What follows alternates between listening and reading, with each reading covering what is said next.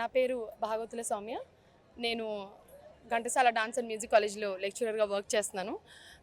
మేము ఇక్కడ హెరిటేజ్ అనేటువంటి awards function and musical night చేస్తున్నారు. దానికి గాను డిపార్ట్మెంట్ వాళ్ళు మా ట్రూప్ని ఇక్కడ పర్ఫామ్ చేయించడానికి పంపించారు.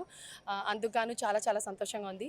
విజయవాడలో ఇటువంటి కల్చరల్ హెరిటేజ్ అనేటువంటి కార్యక్రమం జరగడం నాకు తెలిసి ప్రప్రథమం. ఎందుకంటే ఇది వేరే ఎక్కడ ఎప్పుడూ చేసినట్టు అసలు దాఖలాలు కూడా లేవు. కానీ మన కల్చర్ని ఎంకరేజ్ చేస్తున్నారంటే చాలా చాలా సంతోషించాలి.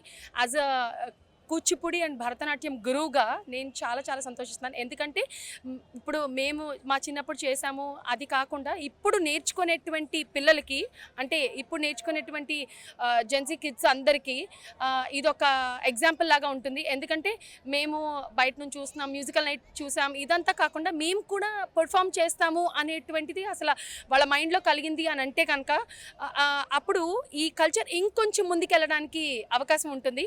సో ఇట్లాంటి ప్రోగ్రామ్స్ ఇంకా చాలా చాలా జరగాలి. మ్యూజికల్ నైట్స్ ఎట్లా జరుగుతున్నాయో దానికంటే ఒక హాఫ్ అన్ అవర్ ముందు, ఒక 1 అవర్ ముందు ఒక లోకల్ వాళ్ళకి ఇంపార్టెన్స్ ఇవ్వడం చాలా చాలా బాగుంది. మన మన గవర్నమెంట్, మన సీఎం గారికి, మన కల్చరల్ మినిస్టర్ గారికి, మన కలెక్టర్ గారికి, లక్ష్మీసా గారికి ఇటువంటి ఎంటర్టైన్మెంట్ ప్రోగ్రామ్స్ ఇంకా ఇంకా జరగాలి. అండ్ దాంతోపాటు మన లోకల్ వాళ్ళని కూడా ఇలా ఇలా ఇలా చేయించాలి అని చెప్పి చాలా చాలా సంతోషిస్తున్నాను.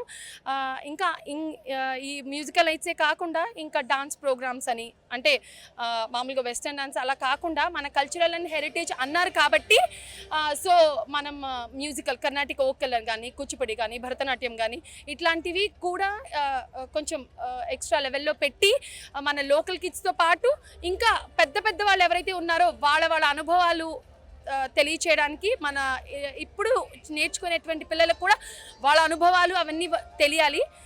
తెలిసి వాళ్ళు కూడా ఇవన్నీ నేర్చుకొని ఇంకా ముందుకు వెళ్ళాలి. దీంతోపాటు మనకు కొన్ని అవకాశాలు వస్తాయి అనేటువంటి వీళ్ళకి తెలియాలి. ఎందుకంటే వాళ్ళు చదువు ఒక్కటే మెయిన్ అని తీసుకొని వెళ్ళిపోతున్నారు. అలా కాకుండా చదువుతో పాటు ఇది కూడా మెయిన్, దీంతో పాటు కూడా మనకి చాలా సెటిల్మెంట్స్ ఉంటాయి అనేటువంటిది మనం పిల్లలకి తెలియచేయాలి. అదే ఇప్పుడు నాకు తెలిసి కలెక్టర్ గారి ఉద్దేశం కూడా అదే అయి ఉంటుంది. అందుకనే ఇంత భారీ ఎత్తున ఇట్లాగా చేయడం జరుగుతుంది. ఇలా చేస్తున్నందుకు thank you very much. Hats off to CM.